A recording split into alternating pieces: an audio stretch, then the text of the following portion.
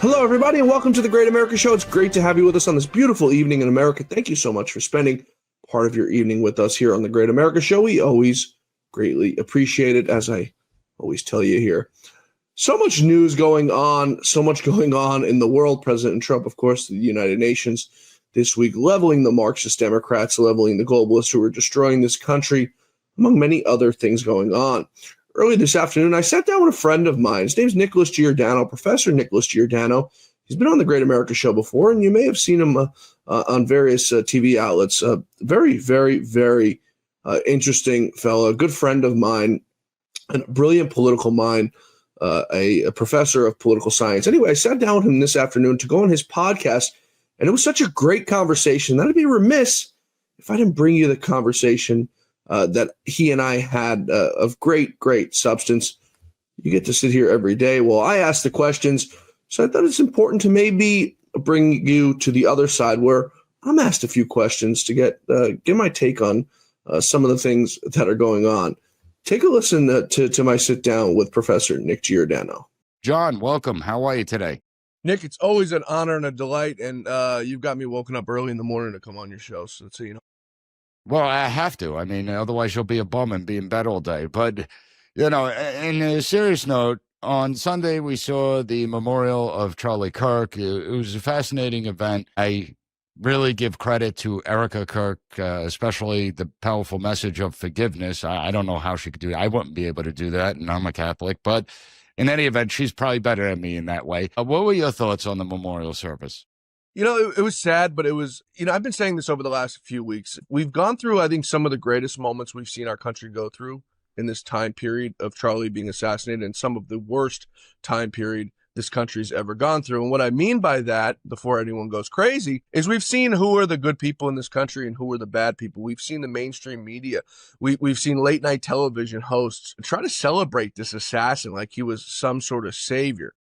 But on the other side, we've seen now a football stadium filled up to capacity with people mourning the life of a man who's done so much for this country, who devoted his life, literally, to a movement that is helping save this country. So to see the thousands and tens of thousands of people there gathering to celebrate the life of this man, I think it was just such a chilling moment to see Erica Kirk up there, to see President Trump hugging her, to see Elon Musk and Donald Trump sort of reconnecting to come together after this tragedy. We're definitely at a turning point, no pun intended, in this country. After that, I'm sure we'll get into it, but it was just a chilling moment, and it was nice to see so many great Americans connect to celebrate this great man's life.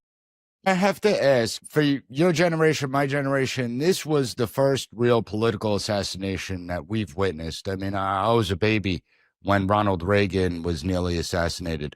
But when we look at Charlie Kirk and the way it happened, compound it with social media and how everyone saw it, it's not like something that you could have avoided. Do you think that had a galvanizing impact on what we're witnessing today? Yes and no. The social media aspect of it is terrifying. The fact that just moments after it happened, you were able to see exactly what happened. I don't know if it's a good thing. I don't know if it's a bad thing. It's just a terrible, terrible situation. The fact is that, Nick, we're at an inflection point right now in this country, and we're at a war. We're not at war just with Mexico and Venezuela and Iran and, everyone else who hates America, but we're at a war with ourselves, and it's a Marxist left, and it's not a war that MAGA or the Republicans created. You have to look now what has happened and what has happened time and time again with these assassinations and these attempted assassinations. We watched 2 on President Trump. There's probably many more in people's lives that we just don't even know about, that don't come to fruition, that don't come to light. But we've watched it, Nick, on what happened to Charlie. And we have to look at what we're in now. We're in a war against people who want us dead. There's no hyperbole about it. There's nothing metaphoric about it. The fact is they want us dead, and they're going to take and do everything they can to ensure that happens, whether it be they're cowards on a rooftop where you can't even look at them in the eyes when they have the intestinal fortitude to try to kill you. They're on rooftops. They're shooting you from behind. You look at what happened to the United Healthcare CEO right here in our city of New York City, who's not going to get the death penalty because of rogue prosecutors. You go down the list of these people. They're sick, demented people that want us dead. How do we get ourselves out of this? I think it's the $1,000,000 question. If I had the answer to, I'd be a savior. Well, I want to ask you about that because it is disturbing when you look at the cultural rot that's infecting our country. When you look at people celebrating the Luigi Mangiones and the shooter, the Charlie Kirk assassin, what has happened in our country that has led to such cultural rot? What do you think it is? There's a level of patriotism on the right, I think, that has the left absolutely berserk. You have a party that's mostly, I'd say, mostly united. When you look at it on the front of it and the face of it, you have a Donald Trump, who's, I say on my show, Nick, the only president to have won 3 presidential elections ever in the history of this country. You have a president, Nick, for the first time in my lifetime, probably in your lifetime, who means what he says and says what he means. He campaigned on doing X. He did X. And now I could go through the list of closing the border, of holding China accountable, of bringing jobs back to America, of cutting inflation, of getting interest rates under control. He's the only president in the history of this country, in my opinion, who's ran and said he's going to do what he's going to do. And I think it drives these people on the left absolutely insane that they do not have a Donald Trump-like figure. You think about it, who they have. Governor J.B. Pritzker, Governor Gavin Newsom, Gretchen Whitmer, little Josh Shapiro in Pennsylvania, Hillary Rodham Clinton, Joe Biden, Kamala Harris. They don't have someone, Nick, on their side who can herd a bunch of sheep. So I think when you couple all of that together and the fact that Donald Trump says and means what he says, getting men out of women's sport, you go down the list of litany of things that he's said he's going to do, and he does it. I think it's driven these people to the fact that they know their party is incapable of winning without cheating. And I think it puts some sort of mental derangement in their head that actually drives them to the limit of psychoticness. That makes me ask, so you have a party, the Democratic Party, largely was pretty unified, pretty disciplined for years, for decades. And the Republican Party was one where we saw a lot of infighting. We saw the disunity. Republicans will stab each other in the back before the political opponents will. But we see that something is taking hold in the Democrat Party. You have the rise of AOC, who now there's talk about her running for president 2028. Please. Yeah. You have Mamdani in New York City. What's happening within the Democrat Party that you're seeing the far left takeover? Why is it happening? And why are people like John Fetterman, who could actually bring the party, and I can't believe I'm saying this, but he could bring the party back to the forefront. Why is someone like him being marginalized? So what's happening, in my opinion, Nick, is on a somewhat of a scale of what happened to the Republican Party in 2016. So before 2016, you know exactly what the Republican Party was. It was the party of rich, white, conservative men, George Bush-esque looking people with comb-overs on their head, all the same haircut, no facial hair, you know, your token typical Republican. Until a bad orange man came along in 2016 with a nice comb-over and says, no, we're tired of your nonsense. We're tired of your BS. And he took over the Republican Party. There is no more Republican Party. There's the party of MAGA, America First, and then there's the party of rhinos. That's the two factions inside of what is ostensibly the Republican Party. There is no more Republican Party, and there never will be. We're never going back to those days. So I attribute to what's happening right now inside the Marxist Democrat Party a little bit more of a sloppier version of what happened in 2016 inside the Republican Party. You have the traditional Democrats, who at one point was Chuck Schumer, and don't get mad at me for saying that, but that's just the truth of the matter. At one but point, he was a mainstream Democrat. He wasn't some far left ideologue. Right. Hillary Clinton's of the world. Hell, Bill Clinton is more conservative in 2000 than some of the Republican rhinos we have right now. So you have that faction of the party, Nick, that now, as I said, they don't have any ideas. They literally run on zero ideas. I don't know if you remember, but during Kamala's run, after Donald Trump came out and said no tax on tips, she's coming out saying no tax on tips. That's literally the Democratic Party. They don't have an idea of their own. So I think they're at an inflection point where they're trying to figure out how to reinvigorate themselves. Now, their idea of reinvigorating themselves is going as far left as possible, which Donald Trump didn't do in 2016. He didn't go alt-right. He just said things that people like you and I wanted to hear. He said things that people haven't heard for years. He heard things boiled down to a very normal level of speaking that everyone understands. Blue collar workers, college educated, high school educated, kids who didn't go to college, whatever. He boiled everything down for everybody to understand. Now, the way the Democrats are going about it right now is completely different and completely wrong. They're only appealing to one side, and that one side is these crazy liberal, blue-haired, green-haired people, and they're going to hurt themselves. Now, the problem is, Nick, is there's nobody in the Democratic Party who's center-left, who's smart enough to save these people, because they've managed to pull all of these people in. Hakeem Jeffries now is thinking about endorsing Mamdani. I don't think Hakeem Jeffries was that far of a Marxist leftist when he first got into politics. They're bringing him in, brought in Nancy Pelosi, who at one point wasn't a crazy Marxist Dem.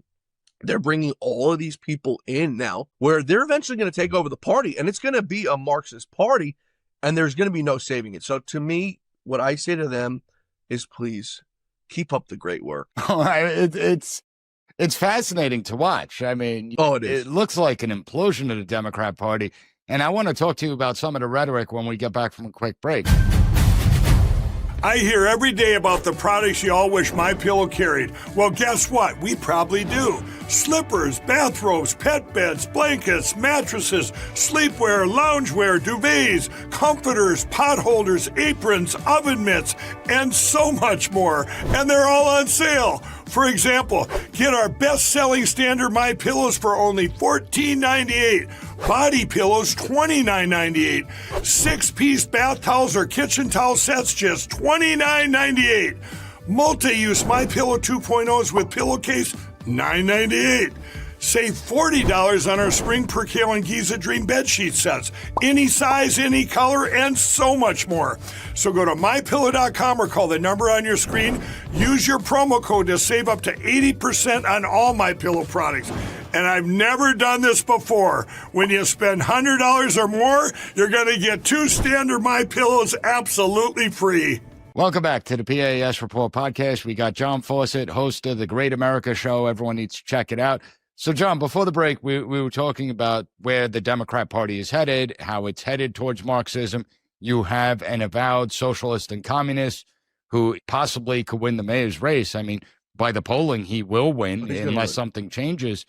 But what really fascinates me is that the playbook this far-left radical group is taking has really been able to silence any normalcy within the Democratic Party. The far left only makes up 20% of the party. That's it. Yet, they're the ones with the loudest voices. As far as election successes, I mean, you may be able to win a local election in the 5 boroughs of New York City to become the mayor. But nationwide, how is that going to play out on the stage? So one of the politicians I once worked for, Nick, told me something. He goes, if you go, and he's a Republican, obviously, the further right you go, if you go furthest right, nobody could ever primary you. These people are in a race to go further left, and they're terrified. I mean, never did I think Nancy Pelosi, the stock guru, would be endorsing all of this crazy, crazy stuff. I was talking to someone yesterday. Never did I think I would miss Tom Daschle and Dick Gephardt, but here we are. You know, I was talking to someone yesterday, and I was talking to him about stock divestments, and it was something Lou and I were working on. The great Lou Dobbs and I were working on before he passed away, and it was putting the pressure on pension funds and corporations to divest from foreign investments. Now, I don't mean to go off on a tangent here, but it all ties back. And I was telling somebody on Wall Street that I was having lunch with, and he had said to me, this is someone who went to Columbia, the Ivy League Columbia, and he said to me, Columbia used to have protests against endowment funds in any sort of fossil fuel energy. And I'm sitting there going, can you imagine these people are so dumb to think that fossil fuels are more deadly to America than our investments in China? But that's the way of the left, and that's the way of these Marxist leftists. They don't care about all that. They care about... Just to interrupt you for a second, the New York State Pension Fund, the left did that. I did an episode on that years ago, where they divested from fossil fuel companies, from companies that were giving loans to, firearm dealers and stuff like that. And the New York State Comptroller did a study, and the only people that got hurt were the investors, ordinary people that get these pensions. They were the ones that were hurt because they missed the huge returns. And so I just wanted to interrupt you for a second to point that out. No, you're absolutely right. And for anyone on this show who has a pension, I encourage you, go look, go open your documents. A lot of people don't. A lot of people retire and they don't want to be bothered by the nonsense, and I can't blame them. But go look and see where your pension fund is being invested. Go look on how much of your pension fund is invested in foreign funds. I think you're going to be surprised to see. But, that was something that we were working on before he passed away to get the word out. Going back to Mamdani, make no mistake about it. I don't care who you put in that race. Mamdani is going to win the mayoral's race. And I think this will be part of New York and part of America. Everything starts in New York, Nick, and then it branches out. I think this will be the point where America wakes up. Now, you will see this across the country. You will see people continue to put in these Marxist leftists, Ilhan Omar's of the world, AOC's of the world, Rashida Tlaib's of the world. You will see this, and you will continue to see these people pushing further left. The way that we get ourselves out of this is these people self-destruct, and eventually they will, because eventually people will wake up to realize their numbers aren't adding up. 1 + 1 is 2, not 4. So eventually, the problem is that will it be too late by then? I mean, when you look at, let's say the communist revolution in China, they were all for it, and then they saw the effects of it, but it was too late. When you look at Hugo Chavez's takeover of Venezuela, same thing. You have the majority of those that are impoverished, the poorer people, they all were in for it. Now they had to live under that range. So if that does happen, unfortunately, you seem like a little bit pessimistic over here, but if that does happen, will it be too late to bring this country back to normalcy? Or is New York City going to be the test case where people are just going to be like, we're rejecting it, right? New York City is getting worse and worse. We're seeing the investments flow out of New York City. You're seeing the tax base leave New York City. And the only thing left is the people that need the system to survive. My good pal Mark Mitchell of Rasmussen Reports says, I have to give him the credit for this because he's the one who's been saying is we're in the fourth turning right now. And for anyone who don't know what that is, it's a theory that every 80 to 100 years, the country goes through some sort of massive crisis. Now, if you think back 80 to 100 years, what happened in that period? You had the Great Depression and you had World War II, among many other things that happened inside that period. And we're, you think about it, 1930, 1945, we're right on that penumbra of 80 to 100 years. So something has got to give eventually with something. Will we go into World War III? Will you have an economic collapse? Right now, if you look at it, I think either one of those things is possible at any moment, with Russia not wanting to seemingly end this war, with Iran seemingly provocative towards America, drug cartels down in Mexico and Venezuela, whatever point of the world, Nick, you want to look at, China constantly knocking at our doors, you can look and you can throw a dart and there's somebody who's ready for war with America. Once again, nothing hyperbolic about it, but it's just the truth of the matter. You want to go look at the economy. Credit card debt among people is at an all-time high. I think we're going to probably start seeing people foreclosing on homes like we haven't seen since 2008. We're at an inflection point right now in this country where it's all going to come tumbling down, and the Democrats, I think, the Marxist Democrats are going to be at the bottom of the avalanche. Well, but it's interesting because President Trump did campaign on getting prices down, on, obviously making the economy better. And these things take time. He's only 8-9 months in. So it does take time to filter down the effects of these policies. If things don't start improving by next year, what are your thoughts on the midterm elections? Where do you see it headed? Do you think that people are going to blame the Trump administration and say, we elected you to solve these problems and it's the same or getting worse? Or do you think that they're going to look at the socialist takeover and that message is going to resonate with them, saying, all right, let's give socialism a try because we're desperate? No, the socialist takeover, it's going to happen with the select fashion and certain congressional seats where they can do it.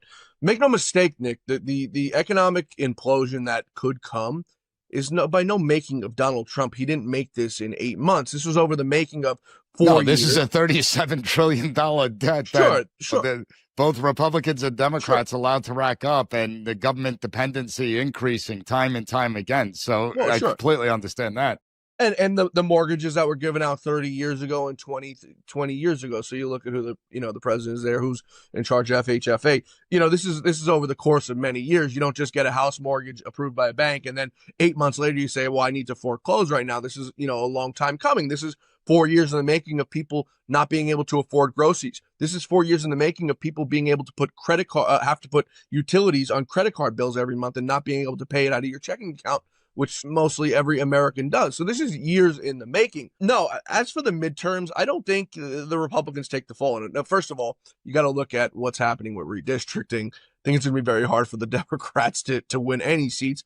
And I call it redistricting. When the Democrats do it, it's gerrymandering. The Republicans down in Texas had the rightful opportunity to add seats because of people going to the state and redistricting. Well, the problem Democrats have is they gerrymandered every stronghold they have, and they can't really gerrymander anymore. I mean, it's nearly impossible for them, where Republicans haven't used those tactics. Some have, don't get me wrong, but not to the effect that Democrats have, so they could certainly improve their odds in the House of Representatives. The only way the Republicans lose the House, Nick, is if they do something catastrophically stupid. Now, that's always a possibility. I'm not going to hold my breath because these people always find a way to lose. And it's not Donald Trump. He literally does whatever he has to do. And I'm not a Trump sycophant, but I'm just looking at it on its face, Nick, that this man has to bail everybody out every single time. 90+% of them who are just lazy and can't carry their own weight. I'm quite honestly sick and tired of it. And I'm looking forward to the time in 2028 when these people have to work on their own and campaign for themselves and not have Donald Trump have to carry the water for them. I think the Republicans do ultimately hold the House and maybe grow some seats in the Senate because Americans are still optimistic. You look at the polling for Donald Trump. Americans are still optimistic on everything he's doing, from economy to borders. So, it's not going to be done overnight. I think he does have this economy right now on an uphill tilt, but as for the stock market and for inflation, but like I said, the housing market, the credit card debt, not something Donald Trump did, but, something that will, unfortunately, I think come down in the next 4 years. I think we have no choice when credit card companies have to start eating debt and foreclosures start going into account. Now, like I said, it's no doing of Donald Trump, but what are you going to do? Well, one thing that I hope Donald Trump does is crash the oil prices, because you get those lower, that's going to change a lot. We need to take a quick break, but when we get back, I actually want to talk about the impact of the death of Charlie Kirk and how that's impacting the national conversation. So everyone hang tight. We'll be right back. I'm excited to announce that we're having a huge sale on overstock and brand new products. For example, MyPillow Percale bed sheets, every color, every style, every size, only $29.88. Our Percale bed sheets are breathable, cool and crisp, and they're perfect for spring and summer. And check out Rev 7, the next generation of energy drinks. It tastes great, and it gives you energy all day with no jitters and no crashes. Best of all, it's actually good for you.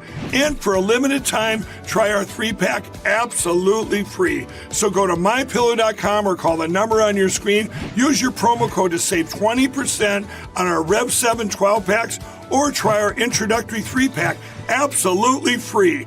And our Percale bed sheets, all sizes, only $29.88. Twin size, full size, queen size, king sizes, all $29.88. Inventory is extremely limited at this price, so order now. Welcome back to the PAS Report podcast. I'm with John Fawcett, host of The Great America Show. John, I want to talk about the impact of Charlie Kirk, because obviously we've heard the rhetoric over the years: Nazi, fascist, evil, domestic terrorist, violent extremist, that if you are patriotic and fly a American flag or Betsy Ross flag, you're trying to intimidate and harass other people. I mean, the rhetoric is completely out there. Now, you would think that Democrats would come to the conclusion that this rhetoric not only isn't helpful, but it's actually hurting them in the long term. I mean, anyone that knows anything about Nazis, you don't use Nazi references to describe your political opponents, but they haven't. I mean, so Senator Fetterman came out and he bashed the whole Nazi rhetoric thing. You had Bernie Sanders release an 8-minute video, which I applaud him with, but the problem with him is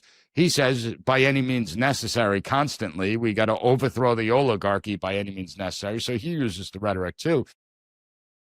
Do you think that Democrats are going to start to wise up? I mean, Senator Chris Murphy every single day is saying how democracy has ended. Do you think that the death of Charlie Kirk has woken up? I'm not talking about Republicans or conservatives. I'm not talking about Democrats or progressives, but the apolitical people out there, the people that really didn't get involved in politics. You know, they would hear things, but they didn't like to talk politics. Do you think it galvanized a ton of Americans that haven't been involved that now will get active and involved? Just real quick, Chris Murphy saying democracy has ended. If he's saying democracy has ended now, but it didn't end when they stole an election in 2020, when they stuffed mail-in ballots and did whatever they had to do to steal an election, or when they stole the nomination from Joe Biden, if democracy didn't die then, but it died now, I would love to talk to Chris Murphy on what changed. As for the ordinary Americans who are very peaceful people who go to sleep at night not having to worry about politics, and I envy them because I'm very jealous of them, and probably none of them are watching this show right now, but if you know anyone, I'm very envious of them because they live a very peaceful life. Yes, I mean, death and tragedy, I think, does do a certain thing to somebody's brain, to somebody's mind, regardless if it's left or it's right. I think it opens people's eyes, if you're not political, to say, you know what, something is not right here. And I'll give you one example: Elon Musk. Elon Musk didn't endorse President Trump until after he was shot in the ear at Butler, Pennsylvania, to which Elon said, enough is enough. Point. It's time to spend a few $100 million and ensure that this man wins, because clearly he's saying something right if they're trying to kill him.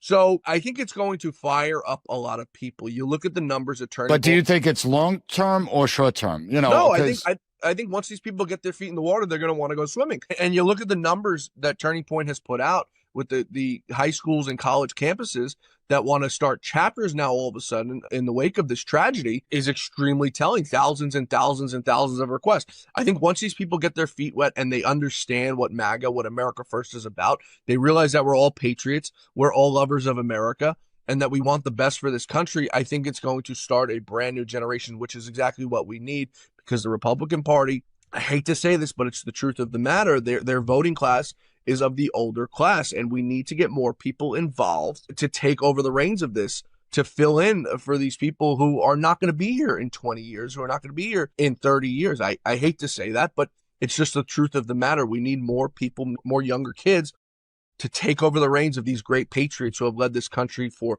50, 60, 70 years under a great Republican Party. Well, it's going to be interesting, but one of the things that I see, and it's something that I've been speaking about for a long time, you have the bureaucracy. The bureaucracy has emerged as the fourth branch of government, in my opinion, and it seems like it believes it's independent from the legislative and executive branch, even though the legislature has the oversight and the executive branch, as chief executive officer, the president is the one that controls the bureaucracy. But like they did with the last administration, they simply propped up Joe Biden as if Biden was cognitively competent. We all know he wasn't.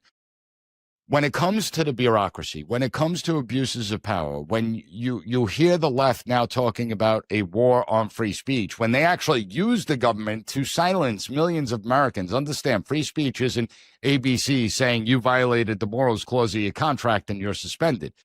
The war on free speech is when the government tells the Twitter and Facebook that they have to delete posts that contain unapproved opinions, like Carol Crawford from the CDC did, or when a Jen Psaki says they're flagging posts for the White House is flagging posts for Facebook. That's censorship. When you have a president that says our patience is wearing thin because people aren't getting the COVID shot, that's an attack. But do you think that the Trump team, particularly Pam Bondi, who I am not pleased with, who I don't think is capable of running the Department of Justice, do you think that she is someone that needs to resign given her screw-ups when it comes to those that abuse their power within the Department of Justice that still remain there, the lack of prosecutions of people like James Clapper, despite Tulsi Gabbard declassifying thousands of documents showing that the whole Russian collusion thing was a fraud and a hoax, and they all lied about it. But then you have her saying that her government, her DOJ, is now going to target hate speech as if she is the one that interprets what constitutes hate speech or not. She tried to clarify it, but to me, it wasn't good enough. What are your thoughts on it? I think it was dangerous what she did, and it's exactly what the Democrats want. It's exactly what the Democrats did. Free speech needs to be protected, Nick. Me coming out here and saying lewd or bad things to you doesn't constitute the police coming to my house and saying, why'd you say it to him? You know what I mean? I mean, there's a very fine line there that I think Pam Bondi's crossed. I think Donald Trump is not happy. I'm not quite ready to call for her to resign yet. I haven't been happy with her, and I go out every single day and do it. And I've been asked by people. I'm not going to say who, but I've been reached out to by people asking me to stop, and I won't do that because I'm all about truth, justice, and the American way. And I don't care. If she's not doing a good job, I'm going to call her out for it. And I think she's now created this problem for Kash Patel. I think Kash Patel is probably, I mean, I know he's a good guy, but I think he's probably trying to do the best job that he could possibly do. And I think he's being hamstrung a little bit, and he's taking the rap for things that Pam Bondi wants not done. So based But on even the with Kash Patel, who I've met, nice guy, like him, did an awesome job when he was working for Congressman Devin Nunes. I know you spoke to him often with Dobbs.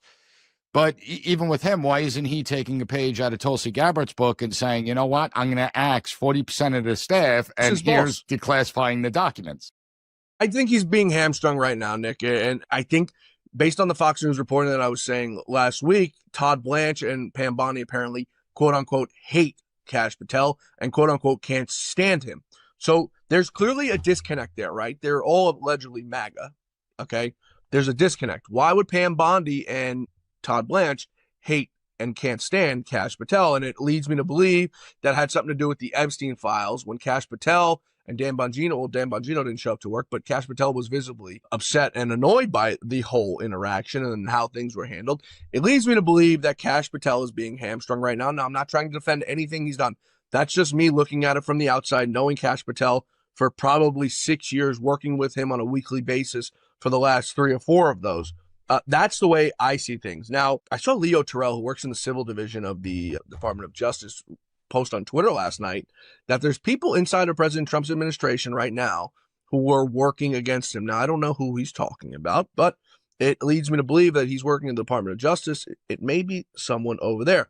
I think Donald Trump is getting fed up with Tulsi Gabbard as well.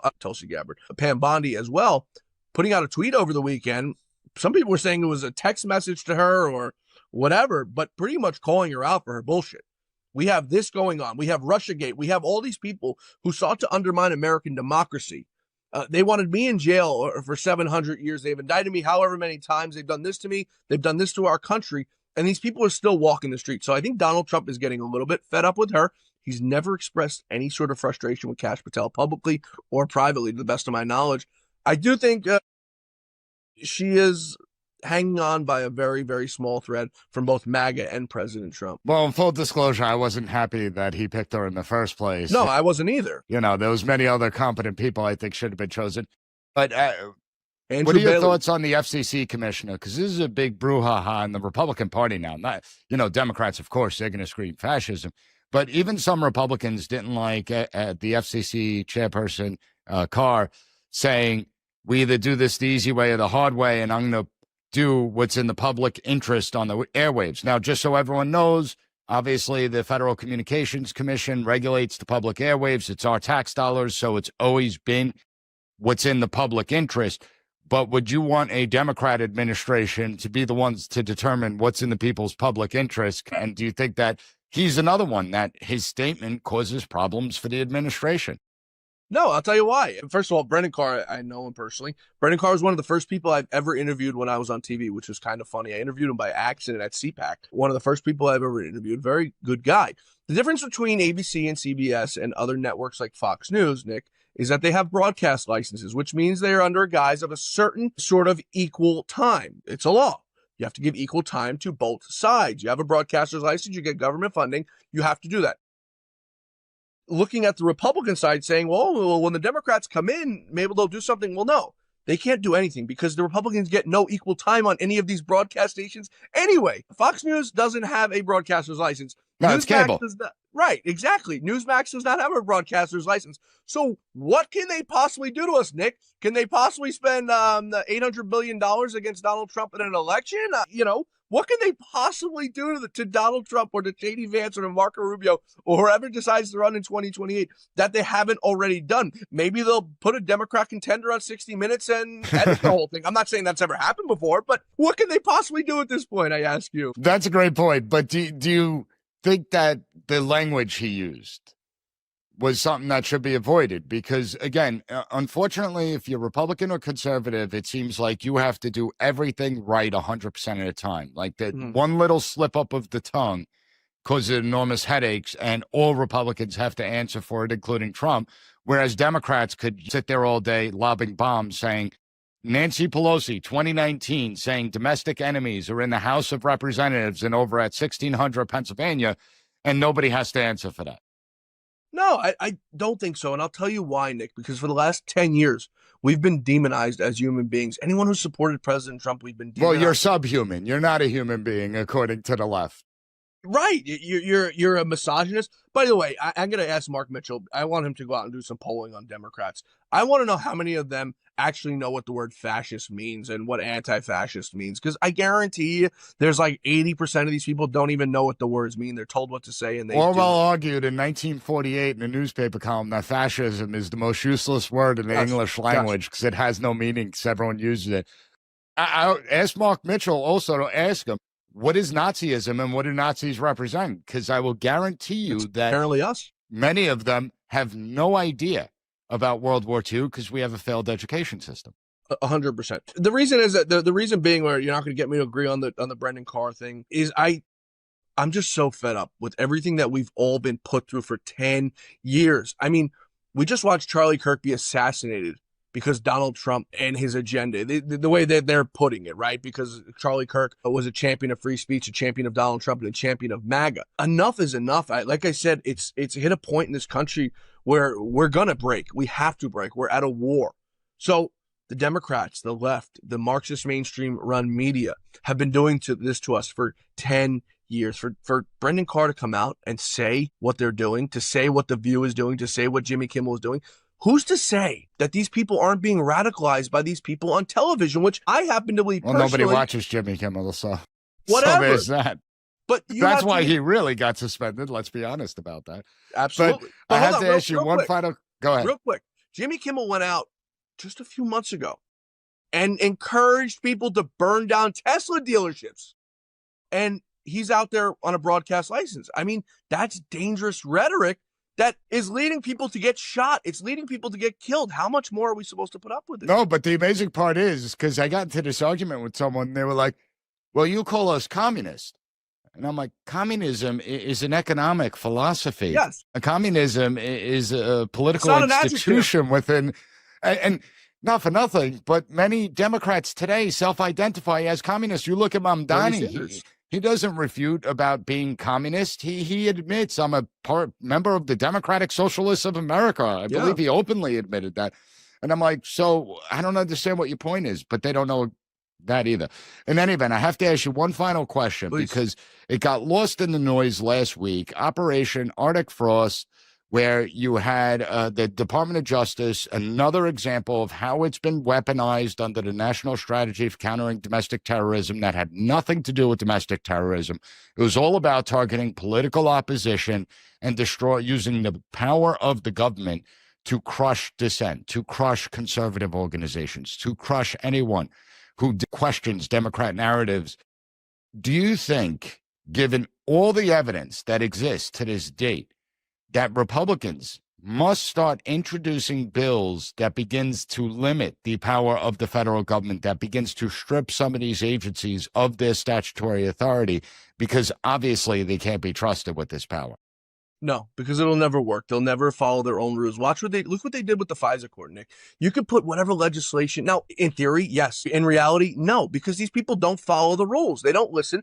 When they needed to get FISA warrants, they just went to their friends who were judges to go ahead and do it. When they need to get legislation brought against Donald Trump and his administration to stop it, they go judge shopping. These people, Nick, are the biggest threat to democracy. The only thing that is going to stop these people is going to be to lock them up. You can do legislation till the sun comes out the next day, until the next ice age, and they will never follow the rules. They don't care. They break the rules. They lie. They cheat. They steal. You need to start locking these people up, perp walk them, and make an example of them, like they did to Donald Trump, except Donald Trump is the only person to have never committed any of the crimes that they told him he's done.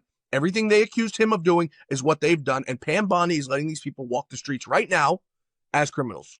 Well, we got to get a handle on this bureaucracy, because it is out of control. There is a deep state. That's not something that's conspiracy theory. That's now fact, given all the evidence that we've seen.